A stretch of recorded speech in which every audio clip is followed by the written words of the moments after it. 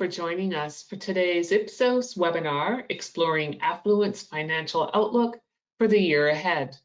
Today's presentation is being given by Tony Incalcaterra and Jesse Peretz, and you can read more about them on the slide in front of you. So now, without further ado, it is my pleasure to introduce today's first speaker, Tony Incalcaterra, Senior Vice President with Ipsos's Audience Measurement Team. Tony, you have the floor. Thank you, Ellen, and it's great to see everybody. We're going to turn off my camera so that we can focus on the slides. And in case, what we wanted to start was to sort of give everybody a perspective of what's going on. Just looking at yesterday, in fact, we can see that the Dow has lost over 8% of its value since just the start of the year.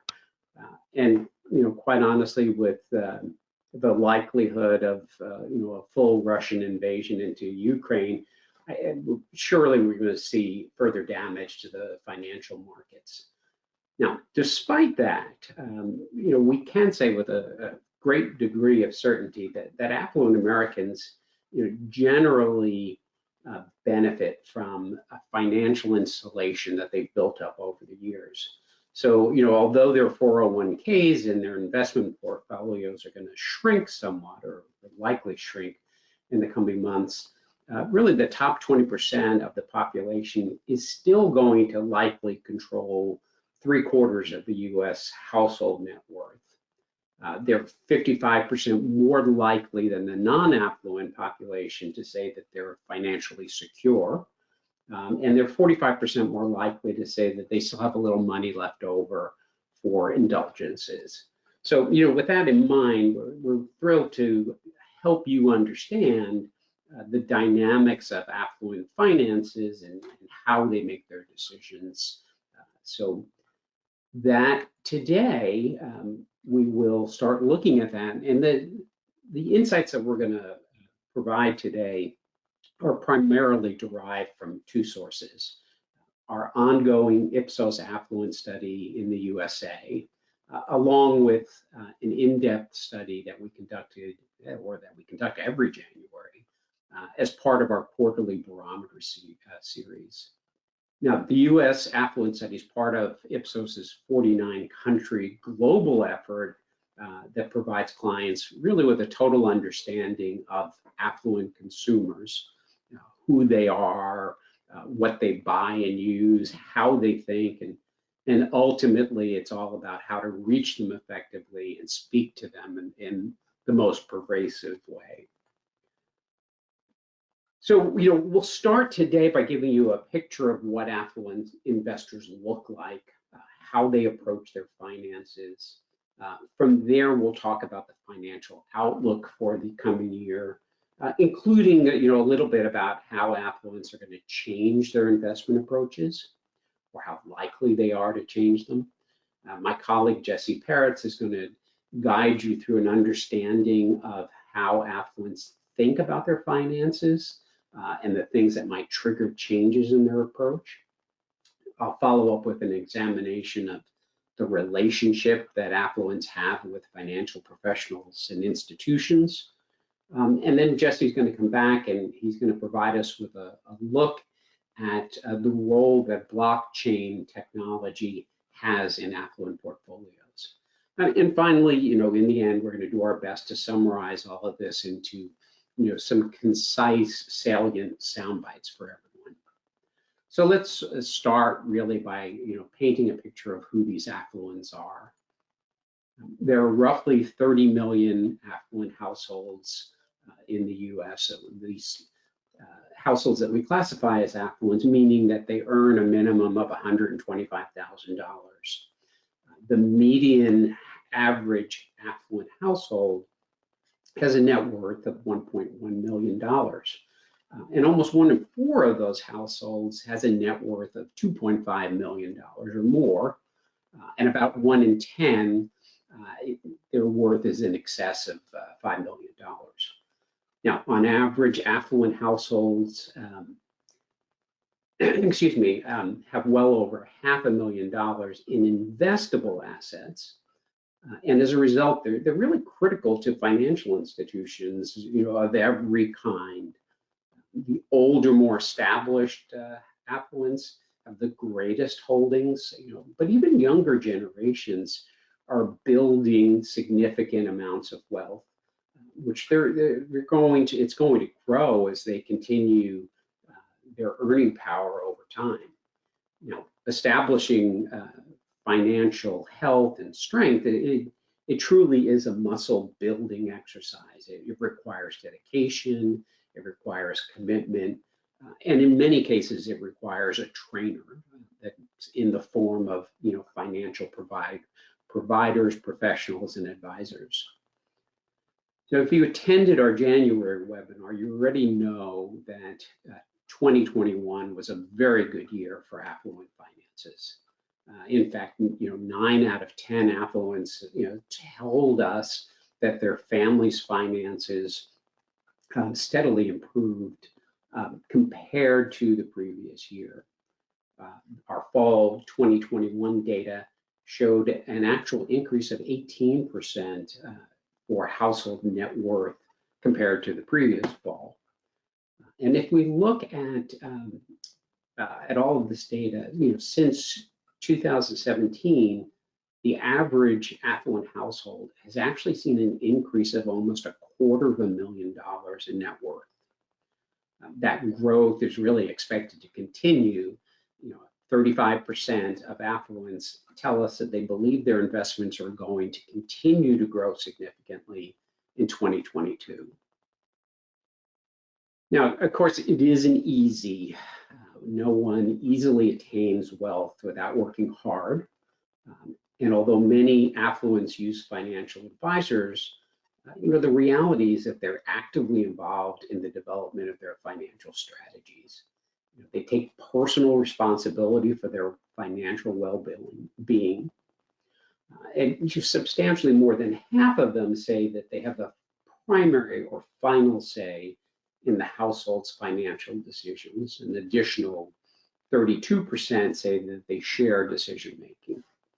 It's interesting to note that men are more likely to say that they have the quote-unquote final say, while women are more likely to say that they share responsibility.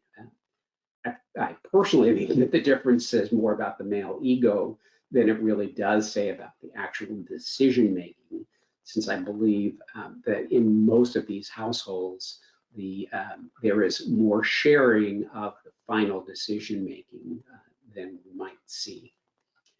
Still, when we look at that, it's important to see that affluents take their finances seriously.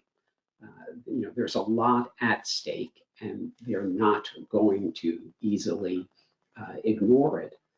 Now, despite all of the events of the last couple of years, most affluents feel financially secure, especially the older generations, especially the boomers and the seniors. As you can imagine, Gen Z is the least likely to say that they feel financially secure.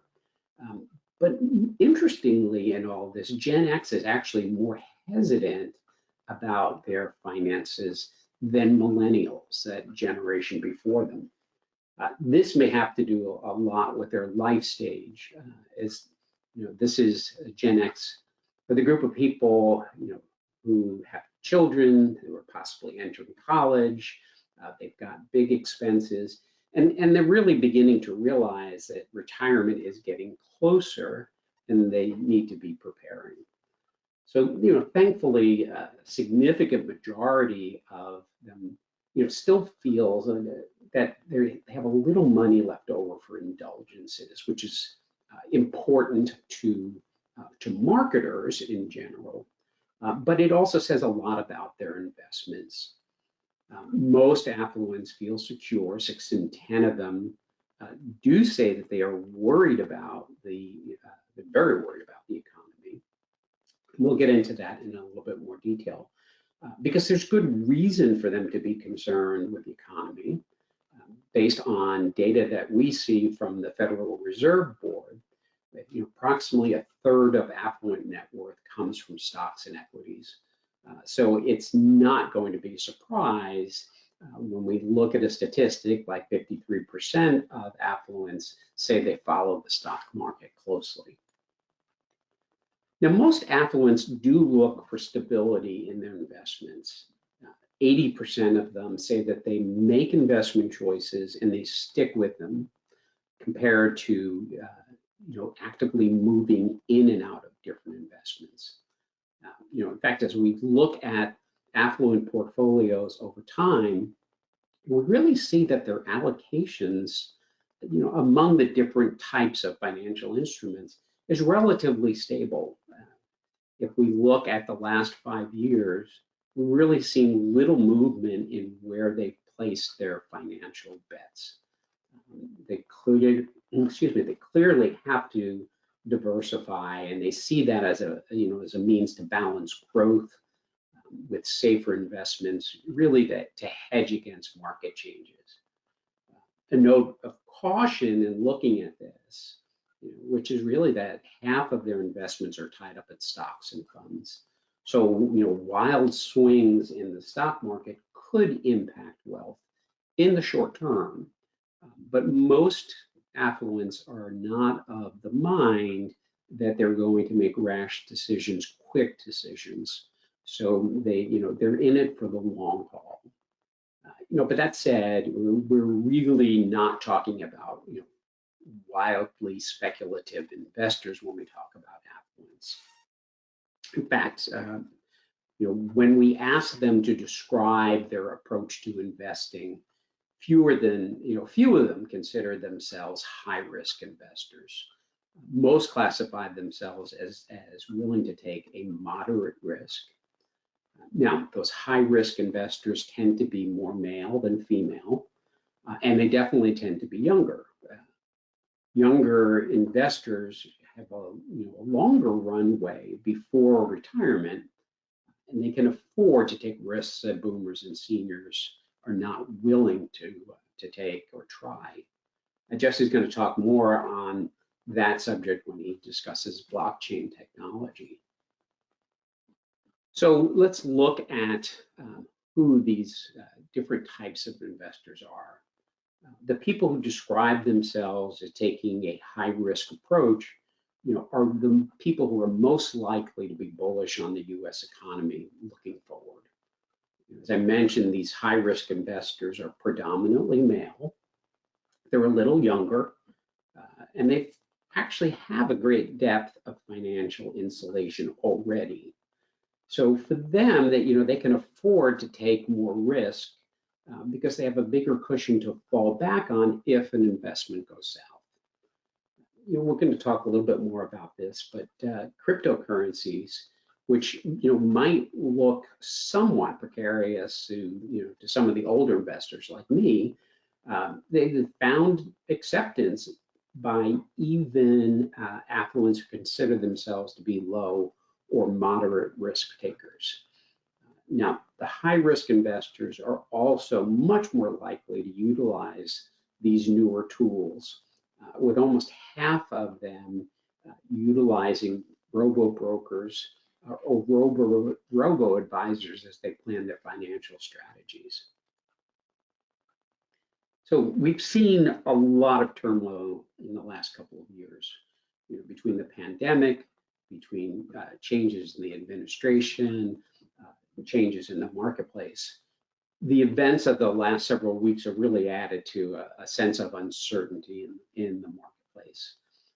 With that in mind, let's take a look at what's likely to happen to affluent money over the next several months. First, let's understand the reason why this is so important and why we emphasize this. There is an oversized impact that affluents have in the U.S. According to the Federal Reserve Board, the top 20% earning households control $96 trillion of wealth. And 1 in every 3 of those dollars, that wealth, is sitting in corporate equities and mutual funds. That's $35 trillion. Now, on the other hand, when we contrast and look at the lower income earning households, we see that most of their net worth is in their own home equity and retirement savings. So that means that the investments held by the top 20% of the country are almost as large as the combined total for the remaining 80% of the country. It also means that affluent finances can be impacted more by market changes, both good and bad. Certainly good over the last several years, and bad over the last couple of weeks. Now, the good news is that affluents remain relatively upbeat about the year. Almost half of them are optimistic about the US economy. And this is better than where we sat about 3 months ago when pessimism about the economy had risen sharply. It remains to be seen, as new inflation information comes out, if this is going to hold, but it's really a far cry from where we were during the worst of the pandemic, when pessimism really outweighed optimism. And that was the first time that happened since the debt ceiling crisis almost 10 years ago. There are clearly warning signs on the horizon, which are going to dampen this enthusiasm. We'll talk about that in a few minutes. But as we look at the trend over time, we see that there's a distinct correlation between stock market performance and affluent optimism. And that all makes sense given how much of their net worth is tied up in the stock market. So taking a deeper look at the overall affluent portfolio, around a third of the total value is sitting in mutual funds and money market funds. An additional 22% is coming from stock in the company, either that affluents work in or through other corporate stock that they own. About 10% is invested in municipal and corporate bonds or government obligations like T-bills. And then an equal amount is sitting in checking or savings accounts. Annuities, exchange traded funds, and equities each account for about 6 or 7%.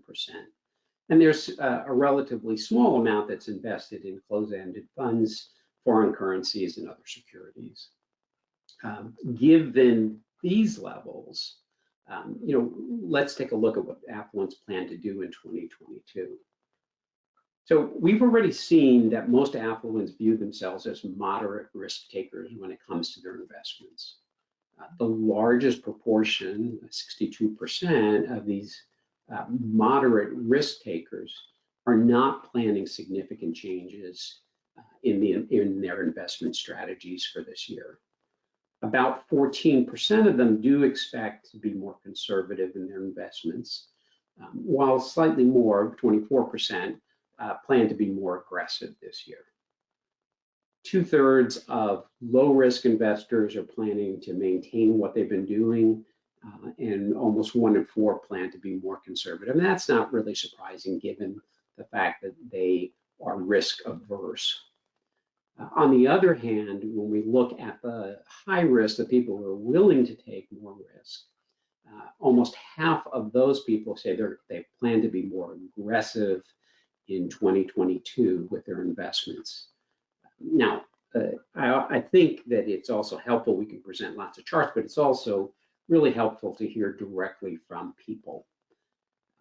For most affluents, it is a steady as she goes plan when it comes to managing their money. They have seen tremendous increase in wealth over the last several years, despite the difficulties that were brought on by the pandemic. But as a result, many of them are just simply not interested in changing their overall approach to their finances. Many of them are looking to maintain a balanced portfolio. They're evaluating, reapportionment of where their money sits. So for a number of them, they've got an eye on the economic issues that are, in front of us, and they're looking to find approaches that are more immune to, sort of recessionary fluctuations.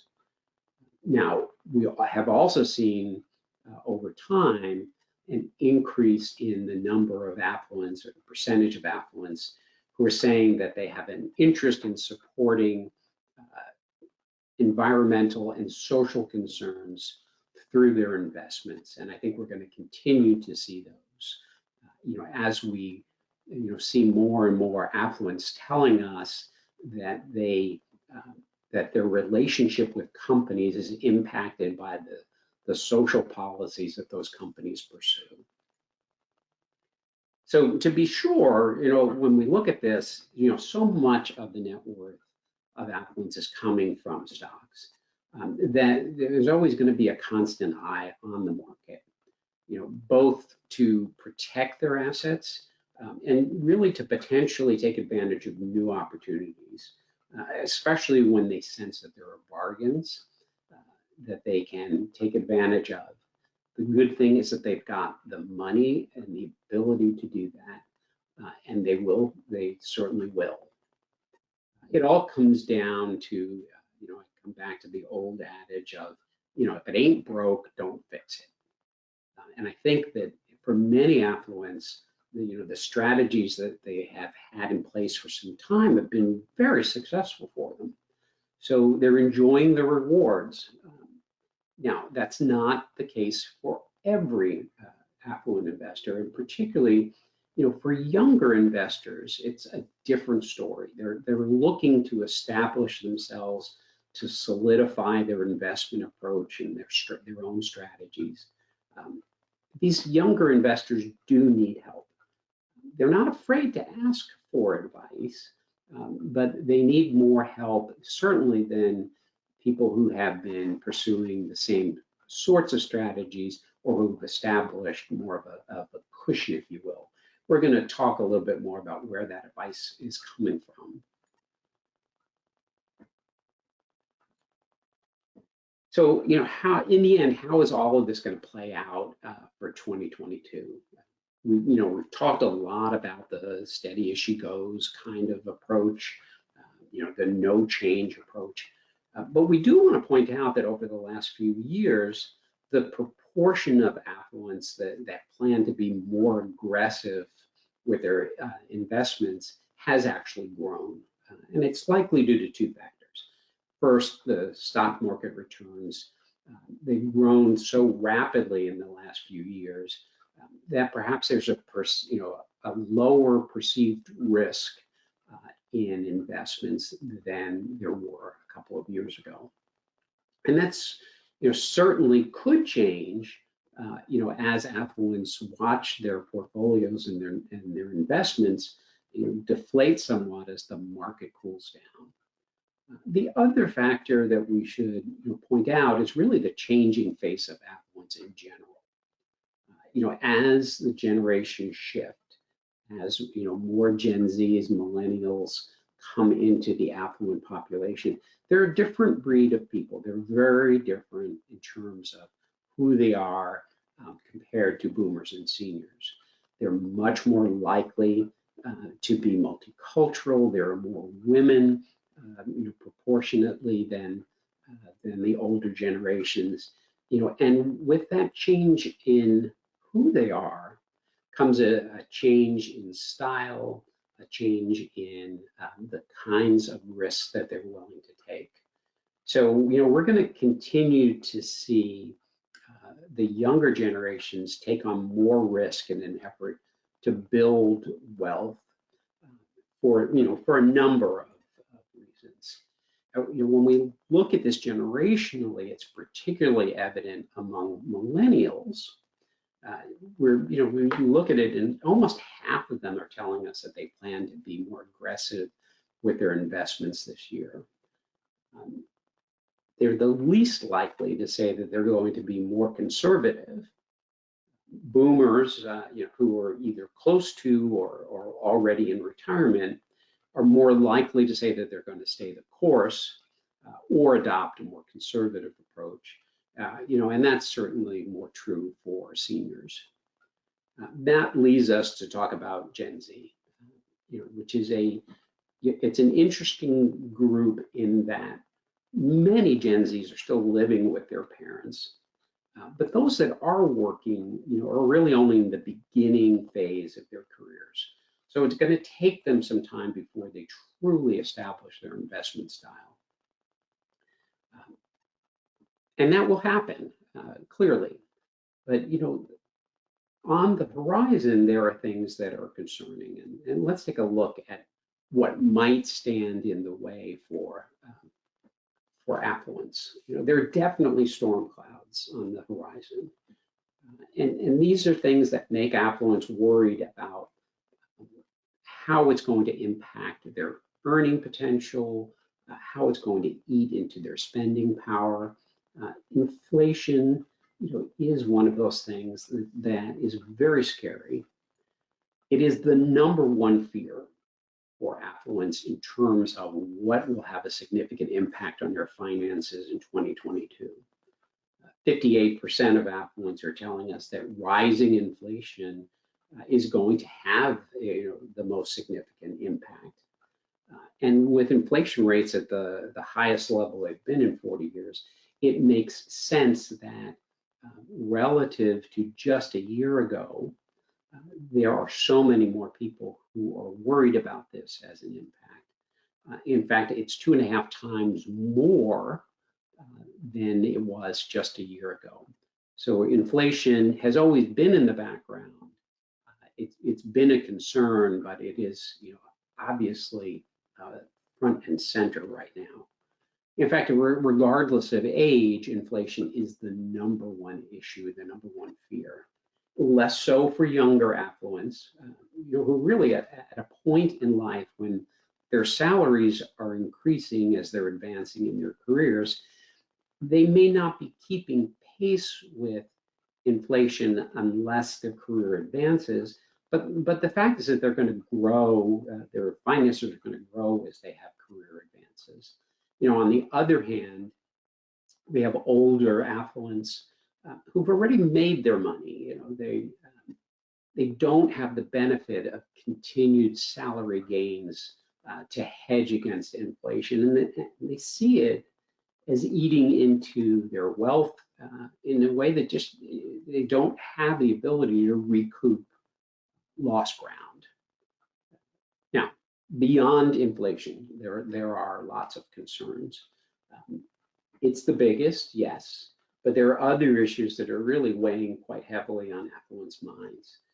Particularly the continued effects or impacts of the coronavirus and the pandemic, as well as national politics, which certainly are not seeing a more unified country. We continue to have, a great deal of political infighting, and that is a concern for many affluents.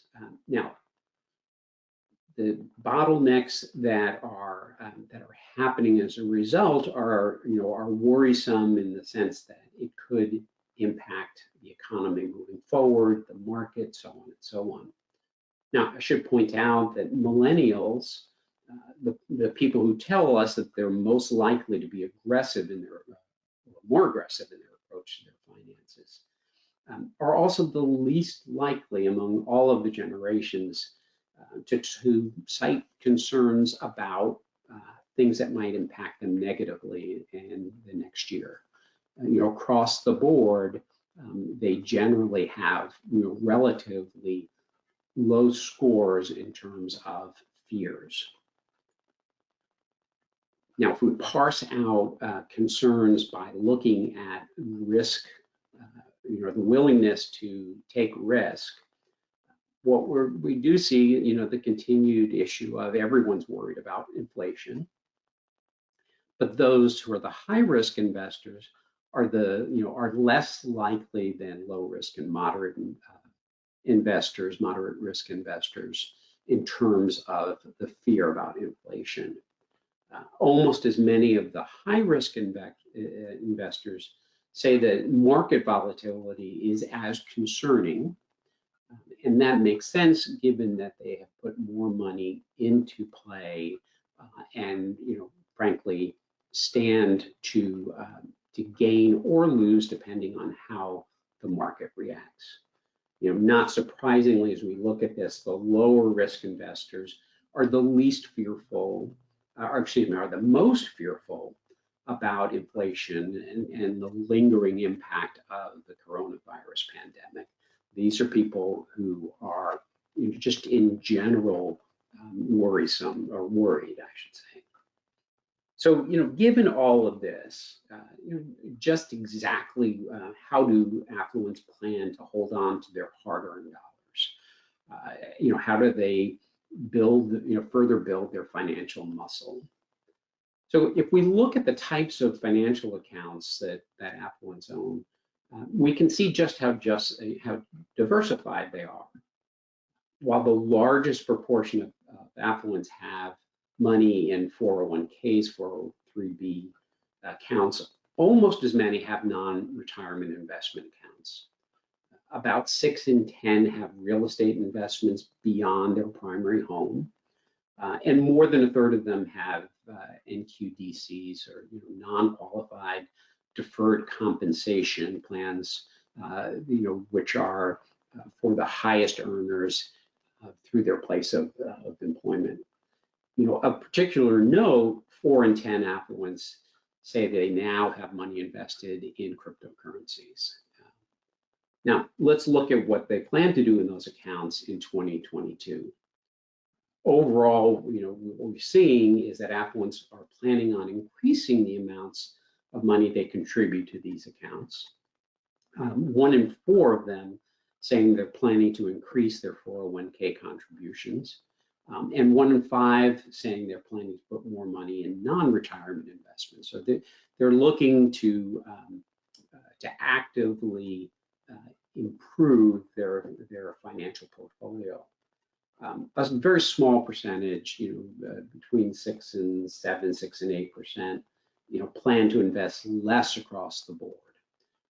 I should point out that affluents that own the newer investment instruments, things like cryptocurrencies or NFTs, these are the people that are most likely to say that they're going to increase the amount of money that they have put into these types of investments in 2022. So I'm going to turn this over to Jesse now, who's going to take you through an understanding of how affluents develop those strategies. Jesse, over to you. Hello. Yeah, we're going to go through how affluents develop their financial strategies. So you can see on this slide about just less than half develop their own strategies with little to no help, and 36% will get guidance, but will ultimately make their own decisions. Only about 20% of affluents are just giving their money over to a financial professional and saying, you handle it, and wiping their hands of it. And this means that about 80% of the affluents are making their own decision, or making the final decision for themselves, but 55% are using guidance, whether or not they, listen to all of it or not. Go to the next slide. So who are they using as their advisors? Everybody. This chart basically shows the expected churn over the course of a year for what people are using. On the right, you can see these are the people who are online trading. 31% of affluents have been doing it and will continue to do it. 16% have been doing it and will drop and won't in the next 6 months, and 14% are going to start doing it in the next 6 months. So at any given time, you have about 45% of the affluent population online trading. You see that tax consultants and CPAs have the biggest growth in the next 6 months. This was fielded in January, so people aren't necessarily looking at their accounting yet at the end of the year, but know they will be in the for the start of the year. Robo-advisors are pretty stable, if small. Wealth advisors the same, but we're seeing a lot of growth. The only place where we're seeing shrinking is in the online trading area, but that's still much more people in the population doing that than any other of the financial advisors. If you want to go to the next slide. So where are people getting their advice? Mostly the internet and from recommendations. People are more likely to use recommendations from their financial advisor, friends and family, or industry experts more than any other kind of venue of information. Website articles are going to be the biggest because that's where people are looking up for news. And the traditional media, the newspapers, TV, magazines, radio are all on the smaller end, but that doesn't mean the advice you get from those is less valuable. It's just less likely to be used by affluents. Podcasts is also pretty low, but these are where people are getting their advice from. If you want to go to the next slide. So you can see this is on the high risk, low risk, moderate risk. Everybody uses website articles. The moderate risk are really dependent on them, but it's the highest among all sources of information for people, for all groups. Website videos are extremely high among the high risk, as well as financial blogs and forums and smartphone and tablet apps. The high risk people are looking at their phones and looking for advice and making changes on the fly in ways that the low and moderate risk may be putting their money away and not looking at it again. So they're not as into the other sources of information. They're looking for the long form information. If you can go to the next one, Tony. Here you can see that recommendations are used by many affluents, but they're most likely to be used by low risk individuals. They're the people who, if you come to your friend with a stock tip, they're going to use it, but they're probably not going to go to a user review or social media to find stuff. The opposite is basically true for the high risk individuals who, again, the user reviews aren't that important, but social media is. When you're going to be making a lot of trades and stuff like that, you're going to be looking for quick information sources and not necessarily waiting around on a stock tip. Do you want to go to the next one? The financial professionals, they're used kind of across the board on the risk factors. It doesn't affect where people are going for advice. Low, moderate, and high risk use their own financial advisors or industry experts kind of the same way, which compared to something like the social media on the last slide or the website information, you're really getting some people are coming to the advisors with a kind of sense of, I'm going to listen to this person in advance. So they do at about the same rates.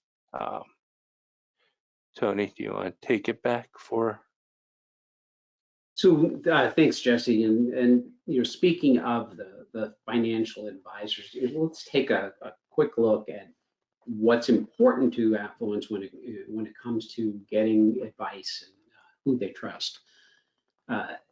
Clearly there's uniformity in the desire to have a trustworthy advisor. This has just been consistent over all of the years that we've been measuring it.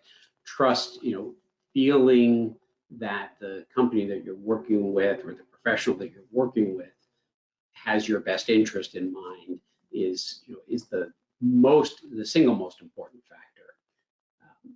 But when we look at it, the quality of the advice, which granted is subjective, it's a close second for most affluents, although, again, millennials tend to be a little bit different. They talk about transparency being the next most important factor, whereas quality is down just slightly from there. But you can see, as you're looking at all of these factors, that it is about making sure that the person has your best interests at heart, that they are being very open about what they're doing, about what they're recommending, that they've got good customer service, because it clearly is an important topic to people, and they want to make sure that they're going to have a relationship with someone that is going to be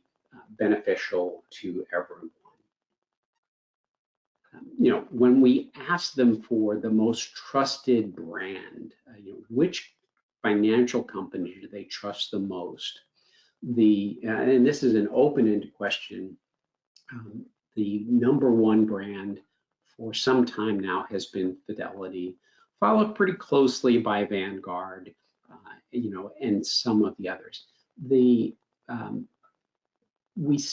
sense that most of this, or much of this, is really related to who their company, who their employer uses for 401ks. So, these are companies that are holding a large chunk of the money that people are putting away for retirement. It is a relatively stable thing. They're not necessarily making rapid changes here.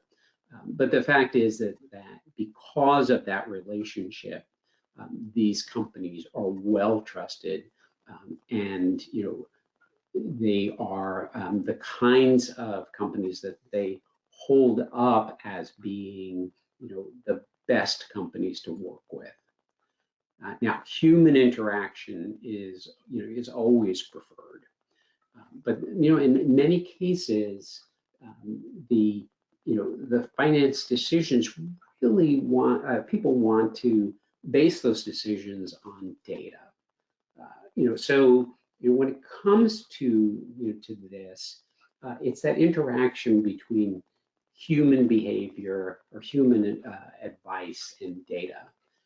As we look at it for some time now, we've been measuring this, and about 3/4 of the people say that they would prefer a recommendation from a human advisor versus about 1/4 of the people saying that they look for advice from data algorithms.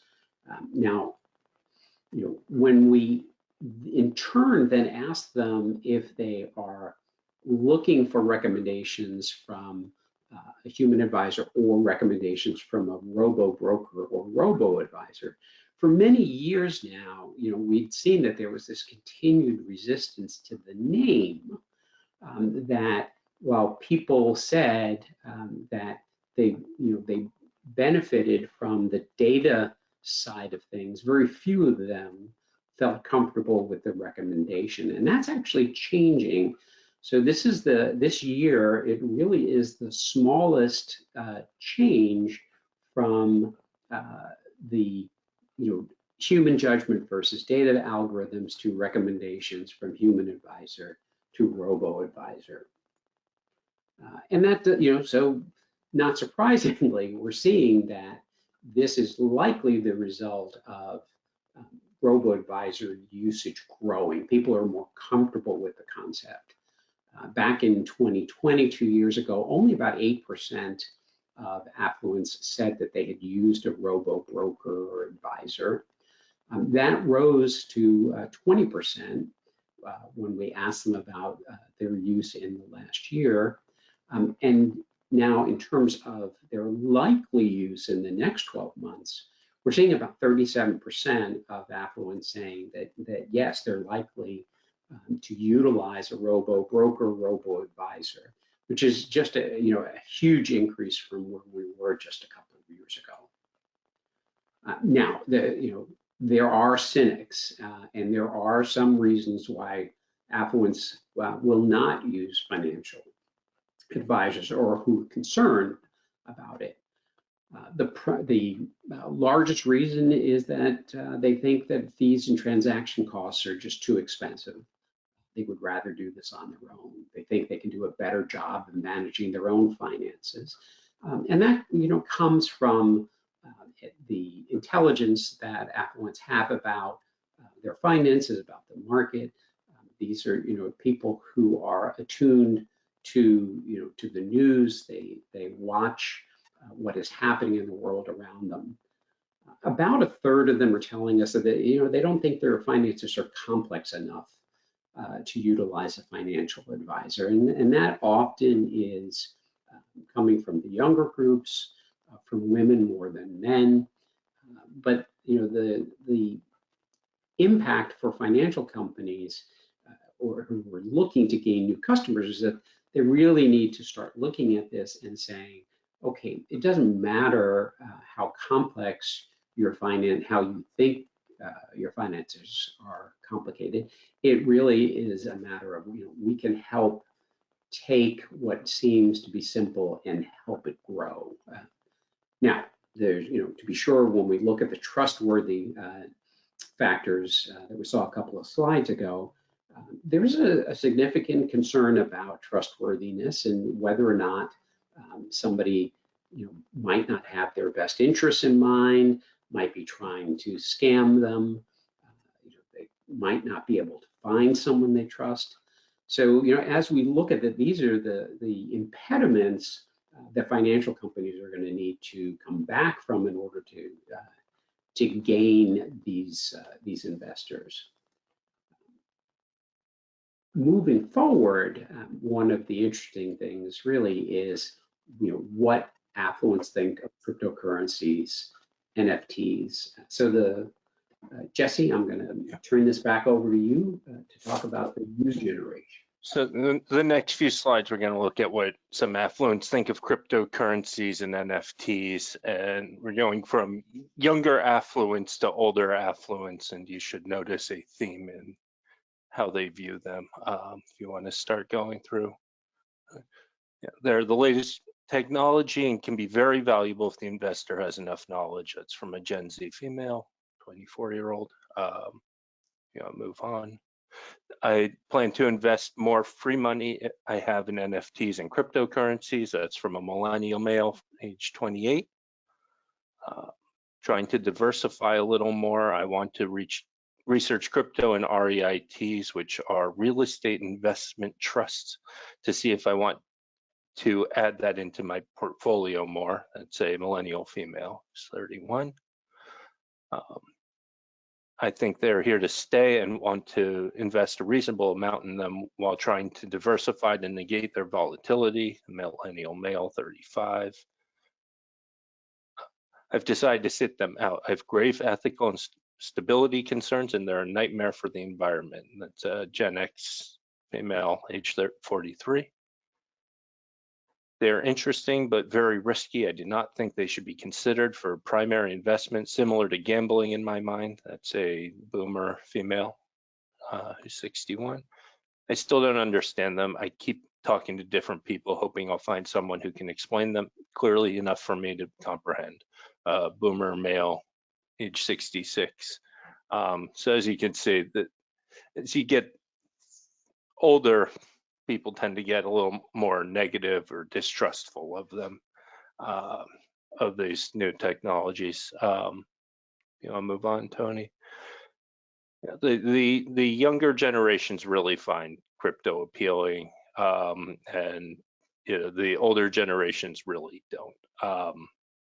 You can see here, for thinking it's a better investment than the stock market, millennials, a majority of them think that it is a better investment. The Gen Z is a little less bullish, and Gen X and boomers and seniors are almost negligible. Really, one of the things that drives this, I think, is that cryptocurrencies really started coming up in the early 2010s, which is when millennials were starting to really take over the job market and investments. And if you put in for $1 Bitcoin in 2010 or whatever it costs, you now have $38,000. That Gen Z may have missed a little bit of the boat on that. Gen X never got into it, neither did boomers or seniors. If you want to go to the next slide.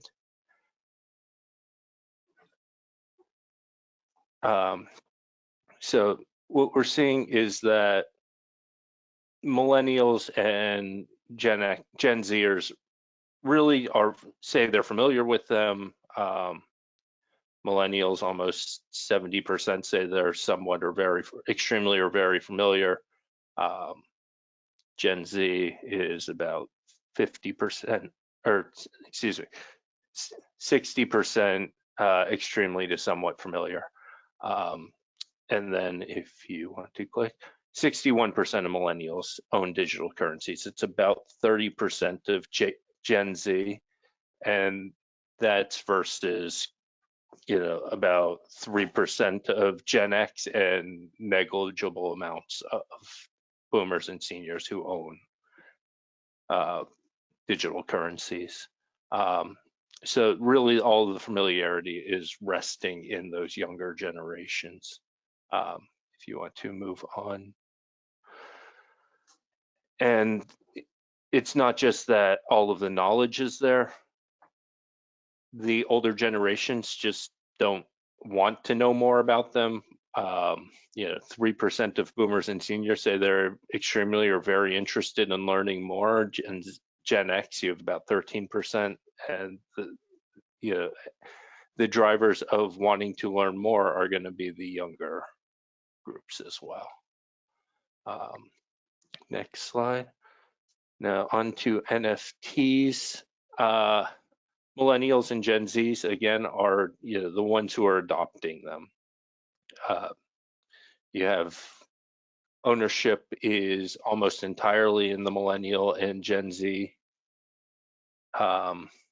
age groups, with Gen X and boomers barely having any. And as you can see, the interest in learning more is Gen Z and millennials. Millennials might be a little behind Gen Z on NFTs, which is why they feel like they need to catch up, because you're seeing NFT stories everywhere.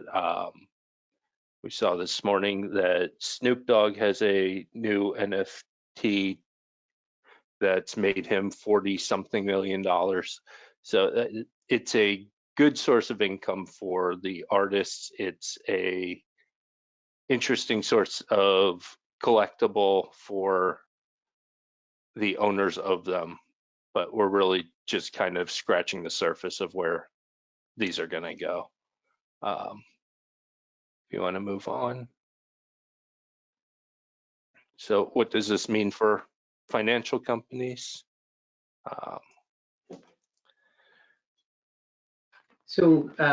Thanks, Jesse. We really would like to sum all this up in 4 categories. And the first is that affluents are really talking about staying the course. They've taken advantage of a hot stock market, but most of them are adopting this moderate risk approach to their finances. They've been successful. They're sticking with the basic concept. They see very little reason to change in 2022, but they are keeping an eye on inflation and other things, and it will remain to be seen just what happens as a result of either major fluctuations in the stock market or conceivably the impact of a major conflict overseas. On the gender side, we clearly see that there are differences in the comfort level, their approach to investing. They're often making joint decisions. So it's important for financial companies to be, speaking to both genders, but speaking in a way that is explicit for the genders individually. Certainly to make sure that they are making women feel comfortable, that they are stressing the trustworthiness, and that they're taking, assessment of how willing people are to risk or to take high risk investments. On Yes. on generations, we're seeing clear differences in older versus younger affluents based on their life stage. Younger affluents are going to be higher risk. They're more interested in newer technologies. They're going to keep trying to invest as much as they can. On the other hand, regardless of the age, the affluents are looking at many sources of information. The financial advisors are still very important too, across the board. And then with the new technologies and cryptocurrencies and NFTs, they're here for younger affluents, and the older generations are just staying out of them. Many of the Gen Z and millennials look at this as the future of money, and they haven't had any reason not to yet. So that we're going to see these continue to grow through 2022. So that really brings us to the end. We want to thank everybody, again for joining us today. We hope we've provided some good insight for you to use. Do feel free to reach out to us if you have questions or if you want additional information. So have a great rest of your day, and again, thank you for joining us. Thank you.